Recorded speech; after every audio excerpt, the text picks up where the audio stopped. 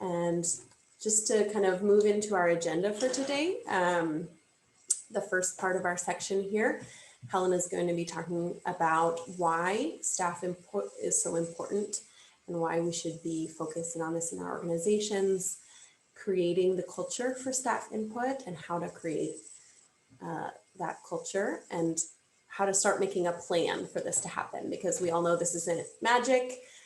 We need to be able to make a plan and make space. So I'll be talking about creating space for feedback and for staff input. We're going to have some time to do breakout groups and to be able to share our experiences in our organizations. And then as we come back, we'll have a brief break after that. And then I'll be talking about how we share staff feedback and how we can act on that. And then we want to be able to close the loop and think about this as a continuous cycle. So without further ado, I'll pass things over to Helen, and she'll be presenting to us today. Oh, one further thing, thank you. We do have what we call Empower tools. They're resources that are on our website, and Meredith will be dropping those in the chat, the link to those Empower tools.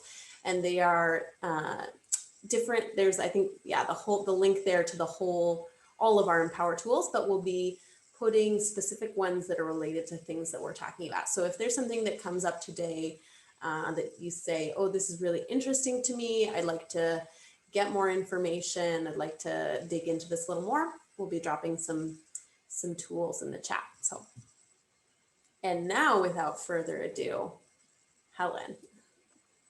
Thank you, Jen, and thank you again so much, everyone, for being here on a Thursday afternoon. For those of you who are coming back from our part 1 session, we appreciate you. And if you didn't have an opportunity to be there, we recorded it. So if you want access to that, just let us know. But we're a small group today, so I know Jen and I would love this to be as collaborative as possible. So feel free to use the hand raise emoji or jump in if you have a comment or a piece of feedback as I go along. I am by no means an expert on this subject. You know, we're just sharing our best practices and what we recommend from our experience and research. So with that, I'm just going to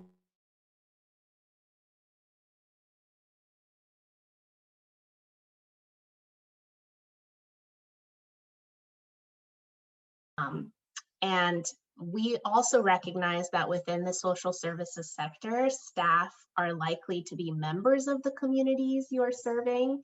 And if they are providing direct services, they are the ones that are most often hearing what the needs of the community are and what's working well and might not be working well with programs and services. So we just want to recognize and honor that. We also know that staff are a wealth of skills and experiences that can benefit your program and your organization at large. So sometimes it's just a matter of realizing and applying those skills that may be outside of their formal job description. So probably things you all already know, but we just want to honor that. So diving in, so first point here, why is staff input important? It's directly related to program efficacy. So the continual improvement to processes and services. So we recognize that there is a positive relationship between employee engagement and productivity. So why is that the case? We know that the more purpose-driven and involved a person is in the creation of their work and the services they're delivering, this is going to most likely result in increased productivity. Therefore, the more engaged your team is, your service delivery and quality can only benefit. Employee retention and well-being. This is a huge piece. There's an undeniable linkage between how engaged an employee is in their work and their longevity at an organization or at a job. And if there is a regular line of communication between staff and their colleagues and their supervisor, where their experiences are valued and taken into consideration, it's just lessening the chance of conflict or unmet needs and just issues day to day with operations. So we know that if, as you all articulated, there's the line of communication and trust, that you're more likely to stay and engage with work, and employee well-being will increase. So third point here is self-explanatory, but deserves a call out. Staff input is going to most likely increase communication and opportunities for collaboration between teams. So we want you all to be empowered to support your teams in communicating with one another in regards to what is working, whether that's across sites, different locations or different service areas. And it's often prevalent in this work that individuals are working, in silos, but the more we can create opportunities for collaboration and communication across teams, we certainly want that, especially working in a virtual realm. So last point here I want to call out is why is staff input important, is because it's contributing to a positive organizational culture.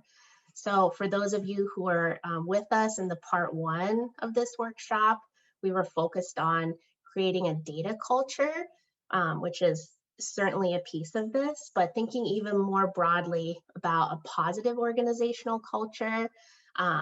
Just wanted to pose the question today, who is determining that organizational culture for your team? And how can you identify ways to co-create with your team practices and operationalize hearing feedback from your team to really foster that open communication? So now that we've spent some time talking about the why is it important, moving on to the what is it. And you'll see in our Empower tool on this subject, we identify it as a culture of staff reflection as another way to think about staff input. So a couple weeks ago in the part 1, Meredith mentioned a hand-raising culture. And that term comes from lean management principles in regards to process improvement, but I really believe it applies here as well. A hand-raising environment is creating an environment that respects individual strengths and perspectives. So having a team that feels able to go to supervisors and colleagues where they can identify issues that arise and know that their feedback will be valued and taken seriously. I included this quote here from a research publication, and I linked it in the slides if any of you want to go look at the publication itself after this presentation. But I really love this quote. True engagement goes beyond a concern of what aspects of the work affect employee success, expanding into what aspects of their work also affect the success of the organization. So thinking about not only like each member of their team having an impact in their program, but what is their role in contributing to the values of the organization at large.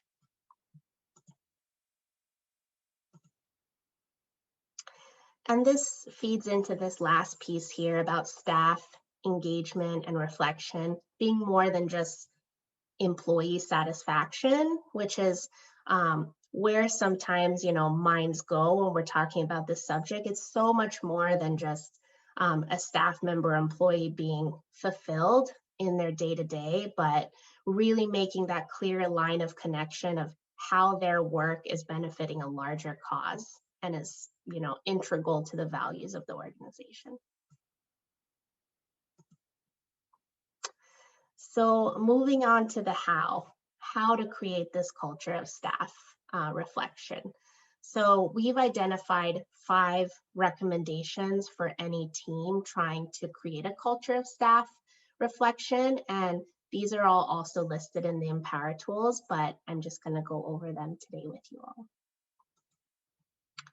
So the first one here, creating a culture of staff reflection, it involves staff's connection to the organization's values and goals. So what does that mean? So first point here, as far as awareness, does your staff, does your team know what the organization's goals are? Usually staff are clear on what values motivate the work that they're doing day to day, particularly in the social services, social justice sector, but do they know what the goals of their team are, and like what are they working towards as a team, as a program?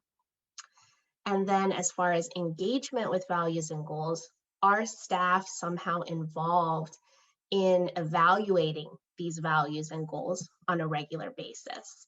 So typically these discussions happen with leadership of an organization, at board meetings, leadership meetings, but are there opportunities to bring staff and all levels of the team into those meetings as well? Are staff physically invited to those meetings and encouraged to participate? And then evaluation. So are staff invited to reflect on how to incorporate the organization's values into their day-to-day work? So second here is the leadership approach of teams of the organization. So this is also integral into creating that culture of staff reflection. So open-minded, accountable, and responsive. So as a leader of your teams, or if you're thinking about your leader of the organization, are they open to learning about their team and receiving feedback and really becoming acquainted with the individual strengths of each team member? Are they open to receiving critical feedback? And then lastly, are they committed to improving internal communication and quickly responding to that feedback as it comes in?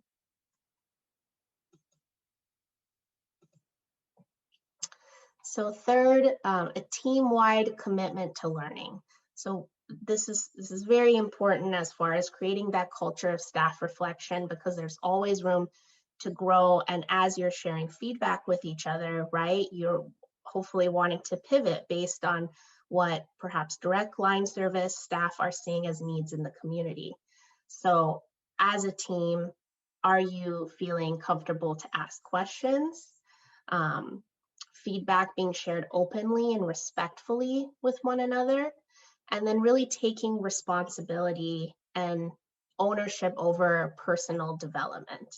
So encouraging your team and your colleagues to look for ways to improve upon their skills and identify those ways and then share them back to the larger team. Any questions, comments, feedback at this point before we move on to the last 2 points? Great. And I see the chat popping up, but I'm not looking at it. So if I'm going too fast, or just feel free, anyone, to interject me if needed. So fourth point here, in creating a culture of staff reflection, really recognizing success. And you all identified this when everyone was introducing themselves. It's very important that you yourself are recognizing your successes along the way in your day-to-day work and professional development, but that as a team, you're recognizing one another's successes. So first point here about personal development. So recognizing your own growth and your own skill acquisition. And then how can that success be recognized and shared amongst the team? So whether that's like having a spotlight at a staff meeting, or when staff go to professional development seminars or workshops, post-pandemic, can they bring back and share that information with their team, and really celebrate their wanting to expand their knowledge? I think it's also critical that leadership value that their staff want to learn new skills and knowledge and are calling that out. And just sharing micro successes, I think is really vital. And in this work of social services, it can be years, if ever, that we see our clients and our community members maybe accomplish those milestone big goals such as graduation or employment acquisition or permanent housing, but how along the way can we celebrate our community's successes and then our own internally as well. And then the fifth point here is having a growth mindset.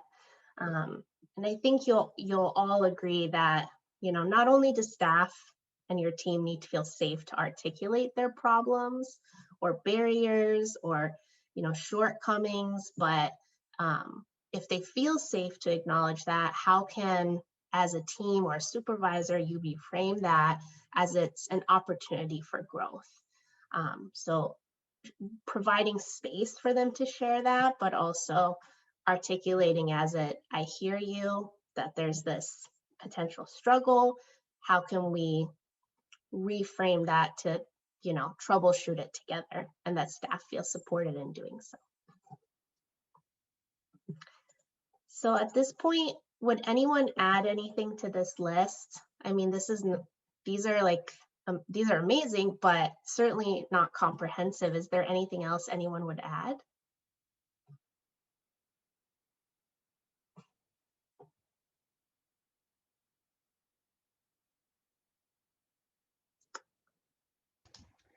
Seems like a really practical thing is just providing space for people to do some reflection together.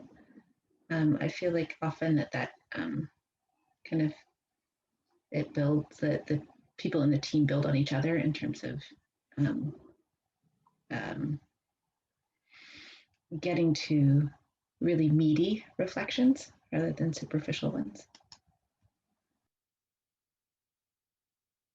Yeah, excellent point. So outside of like one-on-one meetings, having space for the team to reflect with each other. Am I understanding correctly? Yes.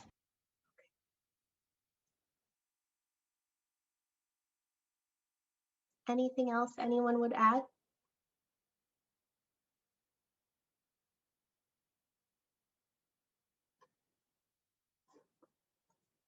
Great. So moving on to potential areas of focus. So we've identified, why is it important? What does it mean? How can we gather feedback? Just wanted to present what are some options for focusing and gathering feedback. So mission engagement. Do you believe, asking your team, do you believe the organization is operating in alignment with its mission and vision? And how is your day-to-day role contributing to that mission? Second here, program goals. As I said, maybe staff aren't even aware of what's the goals of the program or organization at large. I mean, those are things that are hopefully continually changing to be responsive to the community and having to be responsive to funders. So does staff have feedback on what those goals are or have ideas? Management relations. So does staff feel comfortable going to an immediate supervisor, or is that immediate supervisor available when that staff has a piece of feedback or has a question?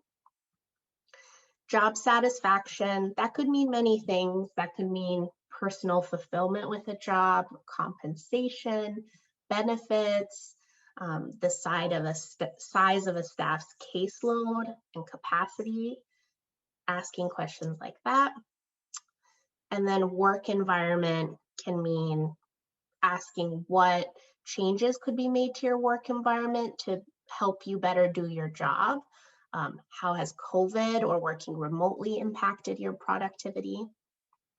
So thinking about physical space, our needs being met there, our accommodations lacking that need to be made. Data culture, we love this one. Possibilities for improving data collection, data entry, using a database. Is the data that's being collected on the community being disseminated back to staff? So this is an area to collect feedback. And then of course, process improvement. how can staff share with each other tips and tricks and processes that are perhaps happening at one site or in one role? How can staff learn from each other and collect best practices? And then emotional engagement with the work, trauma-informed care. So what we mean by that is really checking in with staff about how they're doing. If they're providing direct services, how are they feeling at the end of the day? Are they oftentimes interacting with clients that are in emotional crisis? How are they taking care of themselves? And that's what I mean also by trauma-informed care. So how are they taking care of themselves as they meet the needs of the community as well? And then lastly, professional development goals and successes. So how can we support each other in acquiring new goals, setting goals for ourselves, and keeping each other accountable to learning new skills? I love this panda GIF, but this slide is we call a feedback loop. And we have this visual here to show the process of gathering feedback from each other, from your team, reflecting on said feedback. How are you going to share that information back to your team and act upon it? So this is a feedback loop that my colleague Jen found, and we're going to walk through each steps, but this is that. So first step in this loop, gathering feedback. So what's involved in that? So making a plan to gather feedback. So first, you want to articulate your goal. What information are you seeking to gather? So we had all those potential areas of focus. It would be impossible and overwhelming to garner feedback on all of those at once. We would not recommend that. But maybe there's one or two areas that you want to collect feedback from your team. So what's your goal? And that'll help you articulate what questions you ask. Recognizing current strategies. So how is your organization or team already gathering feedback? So as we identified, this is a process, and getting feedback from staff and engaging with your team is not something that's going to happen automatically. So it's not like you want to add another thing to your plate. So how is your team already getting feedback? Is it, 6-month, 1-year reviews? Is it, you're having a team retreat and you're going to check in with your staff about how they're doing? Staff meetings, whatever it is, like ways that you're already gathering feedback, how can you capitalize on it and build on that? So maintaining trust and accountability. So what we mean by that is, can your organization, can you follow through on the feedback? Because you never want to ask for feedback that you can't then make space to hear and then follow through on. So you want to maintain trust and accountability with your staff. So really asking for feedback that you can then hear and process and then act upon. And then planning a response. So once you've gathered that feedback, how will you respond to staff? How will you integrate potential changes?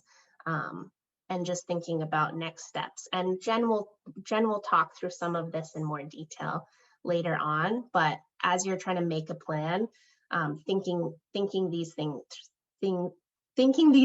through ahead of time. Identifying participants.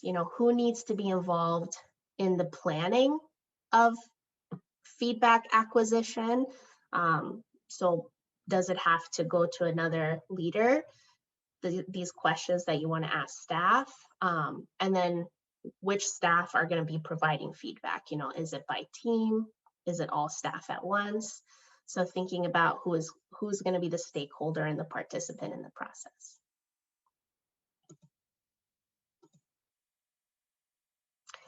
And then last point here, completing the feedback loop. So how will you share the results to the participants who provided feedback?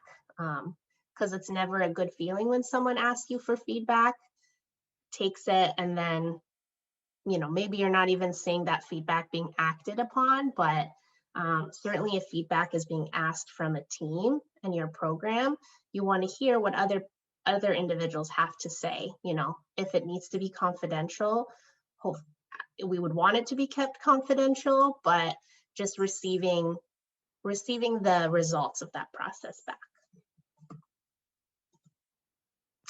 And now I'm going to pass it on to Jen. Great. So just as Helen mentioned, there are a ton of different areas that you could be gathering feedback from your staff on. There are also a lot of different ways to gather this feedback. So we want to talk now about creating spaces, and you'll see that some of these methods lend themselves more to certain questions or areas than they do to others. So that's also something to keep in mind. And we're going to be kind of talking through some of the pros and cons or advantages, disadvantages of each one of these methods.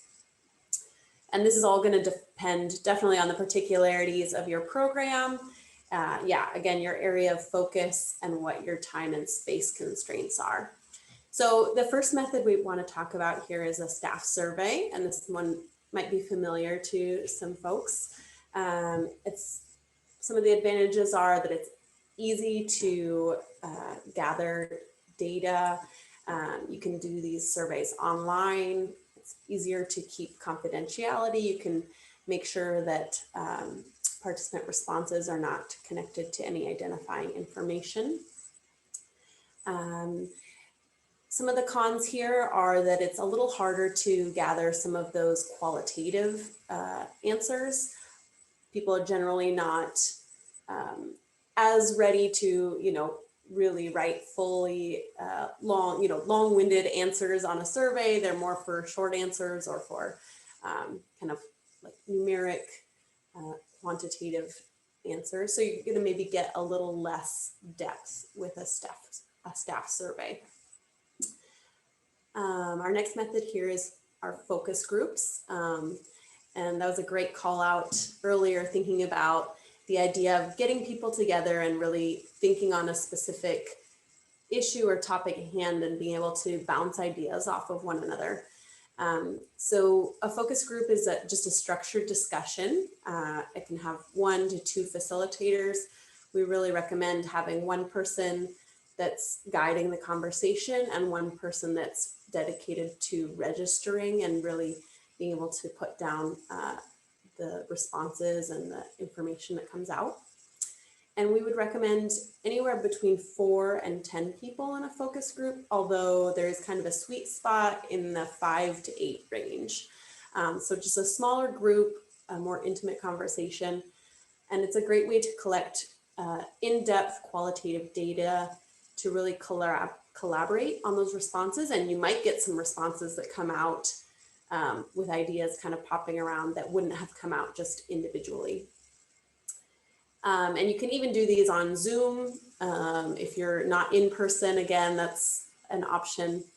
Unfortunately, they are a little more time intensive. You do need people to be all together in one time and be able to dedicate that time to do the focus group. And again, not confidential as people are sharing their responses in real time. All right, our next option here for creating space is just setting up an anonymous suggestion box. And this can be just a really easy baseline way to be continually gathering feedback from staff. It's easy to just pop a suggestion in at any time, and you don't need to have, a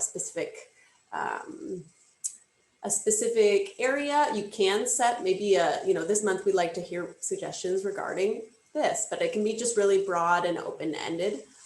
That's also kind of one of its drawbacks, because you're going to get feedback regarding a lot of different areas, and maybe it's not so systematic, or you're not really able to necessarily compare or bring it all together under one area. So that's one option. And then the next option here is the photo voice project. And this really allows staff to tell stories in their own way by capturing, it could be photos or videos that reflect a situation through their own lens. So just more a creative option. We all know the saying, a picture is worth 1,000 words. Some people may feel more comfortable expressing themselves through a visual medium than through the written word or the spoken word. So this can be a great option, especially when you're trying to communicate that story to a different group. So maybe to the board or to a funder. And again, one of the, sorry, just can we go back one slide there? There we go. Yeah, so one of the drawbacks to Photo Voice Project is that it's, again, this broad focus, maybe a little harder to compare over time. You know, if you do a Photo Voice in year 1 and in year 2, you might not necessarily be able to compare those. And then we just want to be able to think about photo consent or image consent, especially if they're involving any clients or participants in the program. So, all right, now let's head on to our next slide. So we have a few more ways to gather feedback. And one of the ideas here is this idea of stay interviews. So I think probably a lot of people have heard, or maybe even do in their organization, an exit interview. And that allows you or a staff person to give feedback at the end of their time at an organization. But we can also apply this concept to a continual basis and think about, you know, every 6 months or every year, having this two-way conversation where we're really sitting down and talking about, why are you staying on the organization? What do you like? What things would you change about your position or about the work that you're doing? And what might be potential factors that might cause you to leave? So really being able to think about those things ahead of time before a staff person actually makes the decision to leave an organization. And this allows us to identify issues in real time instead of, yeah, again, waiting until someone is leaving. Pros, we're getting that continuous feedback. I guess cons would be that, again, it's not confidential. And so if there's trust in an organization and people feel like this is a space where they will be seen and heard, and that they can offer feedback without any sort of negative consequences, that's going to be really positive.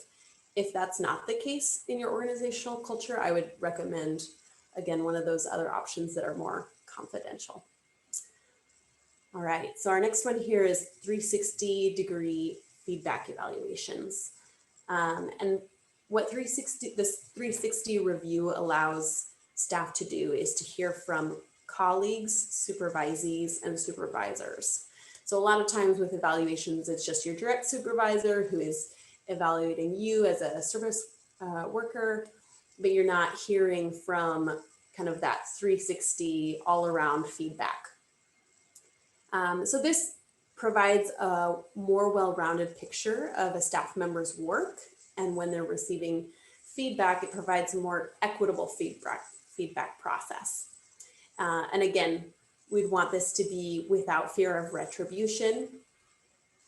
The responses are actually confidential. So as each person gives their feedback, they are put together in an aggregate and then given to the person who is being reviewed or evaluated, so that there's not that, again, worry of retribution.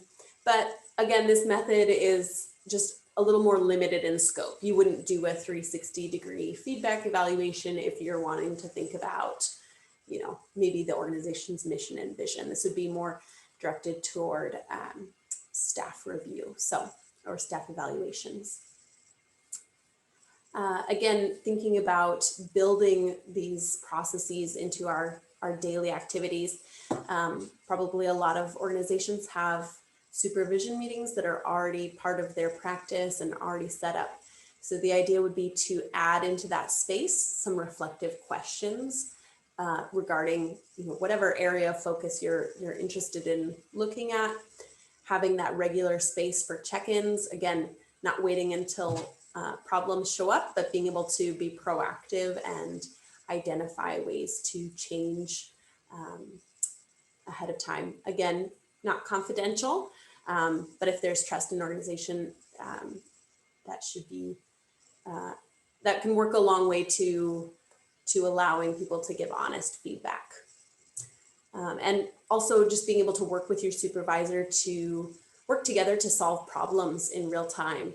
And there may be specific things that, you know, maybe the home visitors are all facing, and that's all showing up across the board. And so that's something that you can address together. So, all right. And then our last one here is storytelling. And the idea here is to be able to share stories with each other about our lived experiences. And this will help us build empathy through our interpersonal connections. And it has the power to change minds and humanize us. So we're story-based people. That's one of the first things that we do as children and parents. That's one of those, I think, just universal practices. And so we can really use these stories to build a bigger story about program effects. They can also reveal opportunities for improvement and to be able to record and communicate the experiences of service users or of staff as well. One of the disadvantages of storytelling is, again, hard, maybe a little harder to compare, can be very particular or situated in a time and place. And so this might not lend itself to all of the areas of focus that we had mentioned before. But so these are just a few of our ideas for methods of gathering staff feedback. But we'd really love to hear from you all, and we're going to have the chance to break out into some discussion groups. They're going to be randomly assigned, so we'll be breaking out into different spaces here. But the idea would be to just be able to chat a little bit about what experiences your organization has had in gathering staff input, and be able to think about what worked and what didn't. Maybe you had a failure, something that just went really badly, and that's something that you could learn from and would like to share, or something that went great and you were able to really capitalize on and learn from. And I would just ask that in each of the groups that you would name a kind of spokesperson who would be able to come back and then share with the broader group kind of the gist of the conversation. So we'll have about 10 minutes for our breakout groups. And Helen, if you don't mind, you can just send us off. Okay. Looks like everyone is back. There we go. All right. So we just want to take some time. Thank you all for sharing your experiences and from the experience that your organization has had. And so if the people that were kind of designated in each group could just share now a little bit about what their group talked about and what that conversation was like. We'd love to hear from everyone.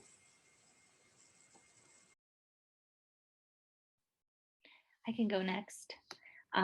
So in our group, we talked about, our own experiences on our various teams of ways of kind of getting and giving staff input.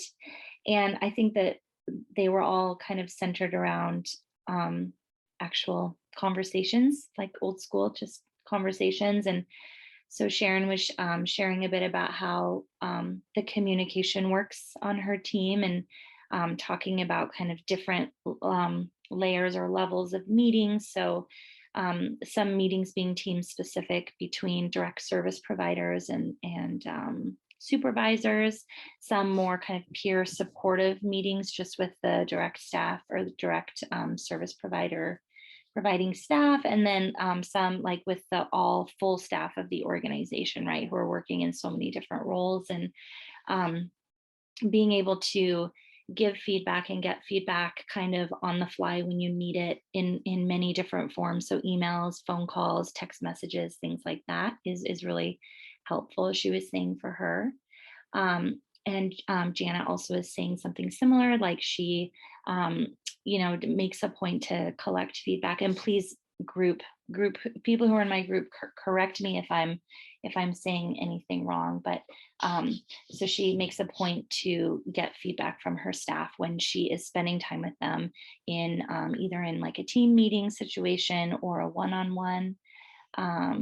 And she was saying that sometimes, that this method doesn't work if there's a request for feedback on something that maybe everyone in the group isn't super knowledgeable on. She gave the example of some, what are some technology needs, and people didn't feel comfortable giving feedback on that because they weren't sure if they really understood or could give input on that. And then I was sharing just that we've collected feedback in various ways for really, really big things, such as like our complete program design, and like even small things like, is this toy appropriate for kids in your families to play with? Why or why not?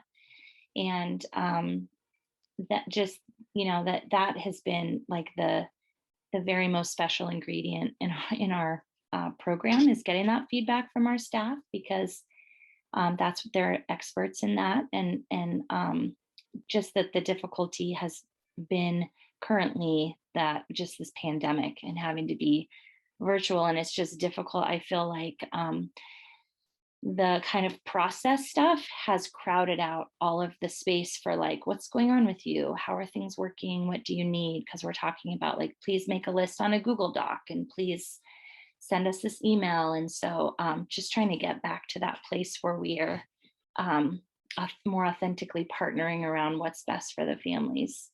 That's kind of what I'm struggling with right now. I could share for my group, and please feel free to jump in if I forget anything or if I misspeak about anything. So different things that we talked about was like, we noticed all of us are in different stage of creating this staff engagement. One thing that was talked about was like, how do you create a culture of raising hands and just making sure that you feel safe to talk and to bring concerns that you have. And the other thing was also like making sure you stay in topic. And when you do collect feedback, I think Emily talked about having feedback on Google post. And like, once you have that, how do you make sure you gathered it and are acting on it? And where I expressed about where we at was, how do you make sure the feedback that you gave is also act on and the solutions? And so let's see. Yeah, I think that was it, but team, please feel free. But yeah, how do we make sure that at each stage that we're at, we're continuing and doing what we are wanting to do, definitely making changes to improve the organization. Thank you. Thank you, Fartun. That was fantastic. Great. I think there were just 3 groups, right? Okay, fantastic. All right. Well, thank you all for sharing and being willing to open up about your experiences and things that have worked, things that haven't worked. I think everyone is in the same boat here with the COVID situation and just being online, the difficulties of gathering feedback and input and creating that trust in a virtual world. So we all see that the effort you're making to overcome those barriers, and thank you for that. So get started then. All right, so we're going to come back to this idea of the feedback loop and being able to apply this to staff input. So the first half of this section, we've been talking about gathering feedback. So making a plan, creating a space to gather that feedback. And now we want to move along that loop into the reflect part. So the first step is being able to gather that feedback, but if we just let that sit there and don't actually, start to think about it, process it, we won't actually be creating this loop. So we need to think about who will be seeing this raw feedback. So again, thinking back to the issues kind of privacy or confidentiality, and being able to communicate that also in the process, letting staff know when they give their feedback ahead of time, who will be seeing the raw data or the feedback, and being able to make it as a non-punitive space as possible. Thinking about the power dynamics involved and what it means for a person to give honest feedback and to be able to honor that. You may want to think about having someone external to your organization process the results.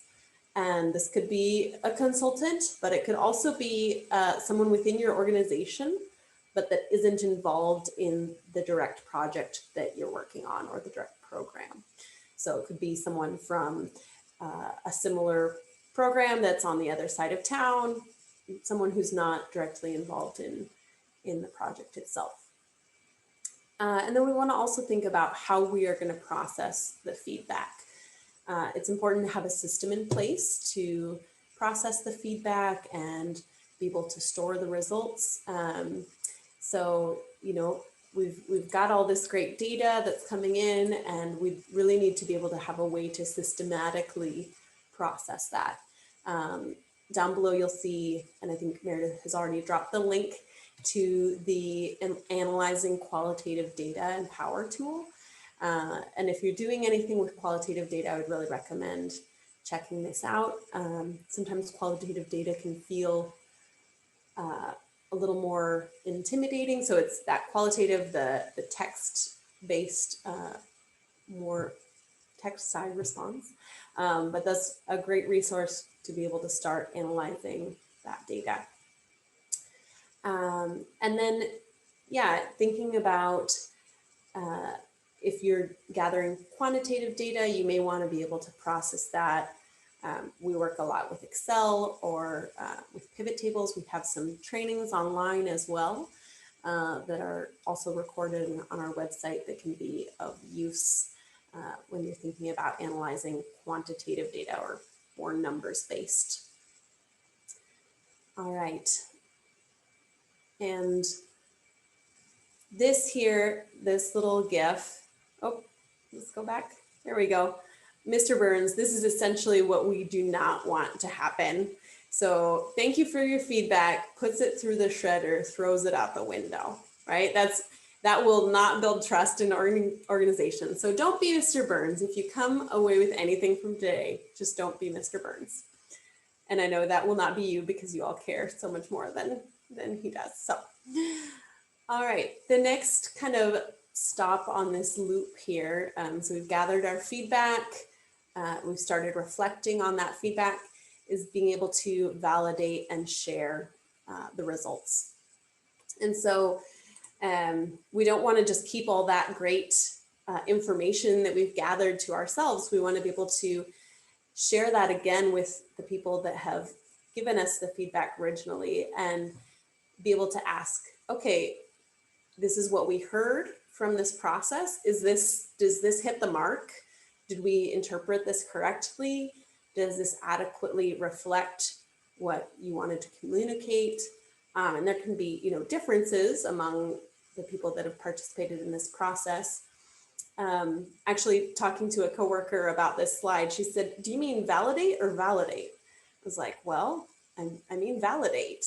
So validating could be in the sense that I just mentioned, but it can also mean like, yes, saying we validate this, we hear your feedback and this is valid and it's important and we care. So in validating in both sense of the words.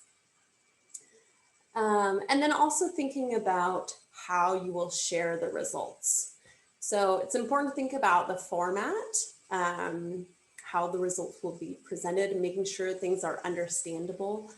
I generally think that shorter is better, easier to understand is better. If you can include graphics, make sure that they're easy to interpret.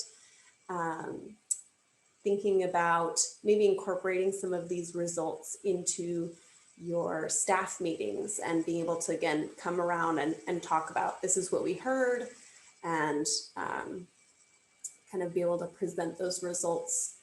And then thinking about, again, who will receive the results. So who's your target audience? Is this information going back to staff? Does it need to go to the board? Does it need to go to clients? Does it need to go to a funder? Thinking about who your audience is when you're sharing the results. All right, we can go on to the next slide there. And kind of moving along this loop, once we've validated our feedback and we're sure that, okay, we have heard this correctly and we're understanding what things need to be changed or what's working well, we want to be able to develop an action plan. And this is something that I came out a lot of in our breakout rooms, being able to act and not just leave all that valuable information on the table, but going ahead and actually being able to make those changes. And this is really, to me, it's where the rubber hits the road. This is where people see that you're taking their feedback seriously. And it's an opportunity to build trust and to encourage that this feedback loop continues, because it can be really frustrating if you've put yourself out there, raised your hand, gave a suggestion, and that is just entirely ignored, or you feel like it's been entirely ignored, right? So it's important to plan for how to implement these changes and to integrate the staff feedback, whatever that may be. And don't be afraid of just making small changes too. It's not necessarily to change an entire program, from one day to the next. Incremental change is okay. And you don't need to change everything at once in order for change to occur. So it's okay to make these small adjustments and then continue evaluating as you go. And we also know that there are situations where change is just not possible. Your hands are tied in a program by funder requirements, by physical constraints, space, time, resources, for whatever reason it might be. And it's really important to be able to communicate those limitations and why change is not possible. So that people don't feel like their feedback is being shredded and thrown out the window, right? Being able to explain why a change isn't possible at this time, and maybe what it would take for a change to become possible, not closing the door, right? And then maybe considering brainstorming other alternatives. So you might not be able to raise staff salaries, but maybe you can offer another benefit that will increase well-being among the team, or you may not be able to change data entry that needs to happen, but there might be a way to make that experience more enjoyable and do it in a way that's less of a burden. So they're just thinking about different ways to create changes, even when there might be some roadblocks that are actually, or constraints that are actually in the road. So, all right, and we can go on to the next slide. And this is really bringing us full circle. So this idea, once we've acted, actually our tendency might be to just, okay, we've done all the things, we're good and done. But really, the idea would be that this is like a continuous loop, that we would bring this back around. Once we've acted on staff feedback, that we would move back again to the stage of gathering feedback. And a lot of you mentioned doing this as like a continuous, even a daily process as part of your practice. And this can mean gathering feedback, new feedback on that same area of focus. So maybe you've gathered feedback, 6 months, you've made changes, reflected all, gone through the whole loop. 6 months have passed and you now need to come back around and say, okay, we made these changes 6 months ago, but did they hit the mark? Are they where, did they, create the results that we thought they would create? How do we know if our changes were successful? How do we know if that little change that we made is actually doing what we thought it would? And also to be able to detect if new changes are needed due to a change in context. All of us know COVID happened. And so that's a huge change to all of our lives and required immediate response. But there can be other smaller changes that happen in a program that will require new modifications. And then being able to adjust how you gather feedback. So you may have sent out a staff survey and maybe you had a really low response rate, and people just didn't engage very well with that staff survey. Maybe considering a different way of gathering that feedback, different method. Thinking about the time, the space that people have to be able to give that feedback, and thinking about what worked and what didn't. And just making those continuous kind of, tweaks to the way that we're gathering our feedback. And it may be time then, maybe you've gone around this cycle a few times and you're ready to identify a new area of focus. So some of those things that Helen mentioned up at the top. Maybe you've been working on staff satisfaction, and now it's time to think about an organization's mission and vision and how connected staff feel to the mission and vision. And maybe those are things that you're able to do in parallel, but just thinking about this as a continuous practice as you're gathering feedback and really bringing that loop around. Awesome.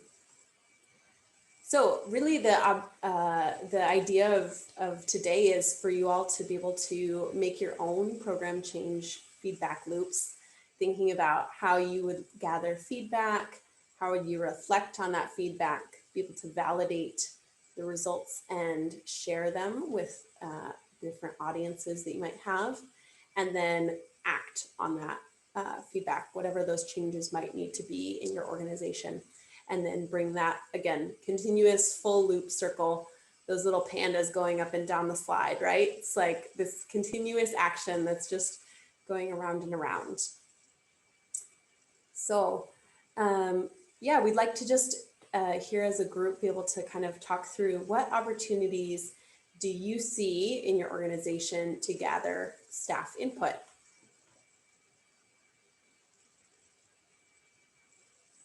And feel free to just open up your mic and pop in with an answer.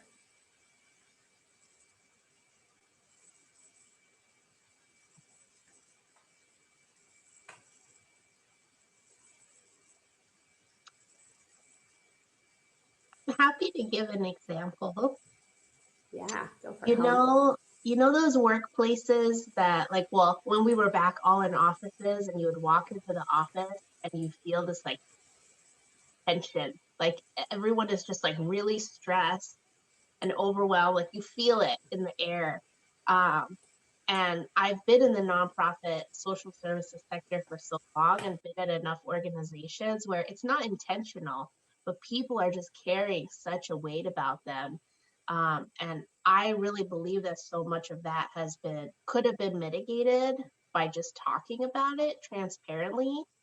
And whether that's one-on-one with a supervisor, that's an opportunity to talk about emotional burnout and stress and job satisfaction, and really talk about the why are we doing the work that we're doing, because day to day you might get lost in it. So that's one area that I always held close, as far as I kept seeing that would have been an opportunity for staff to be transparent and honest about how they were feeling, you know, whether that was one-on-one or with a colleague they trusted.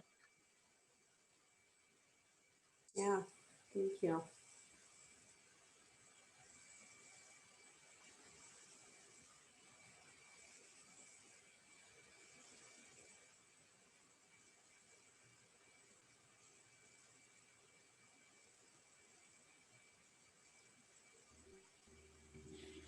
I thought Sophia had some pretty interesting things to say in our breakout group. So Sophia, if you don't mind sharing how you've done feedback with your organization, it seems like it's working.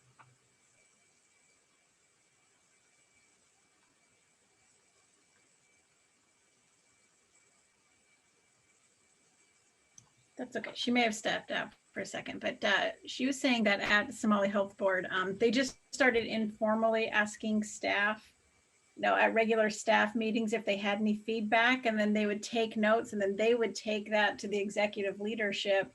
And executive leadership was so grateful to have that opportunity that they just really jumped to action and made changes immediately. Then they were able to go back and say, okay, do you see those changes?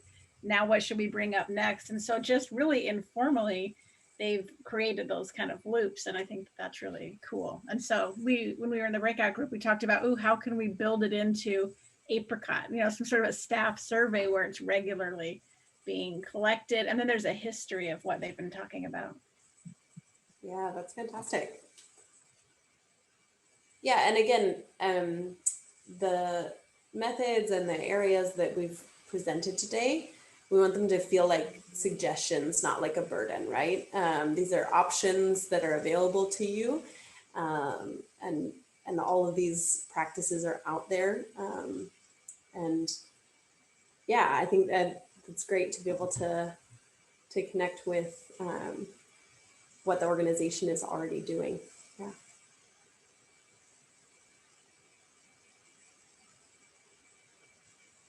Great. Well, if anyone else wants to jump in, feel free to do so. But we can go ahead and move on. We'd love to hear back from you if you end up implementing anything from today's workshop. Let us know how it goes. We'd love to hear from you. And also just a reminder, we've just dropped the link to the evaluation in the chat. So we'd love to hear your feedback about today's training as well, today's workshop. And if you have any questions about the content, about any of the Empower tools, any of the options that we mentioned today, feel free to reach out. Our emails are just our first name at thecapacitycollective.org.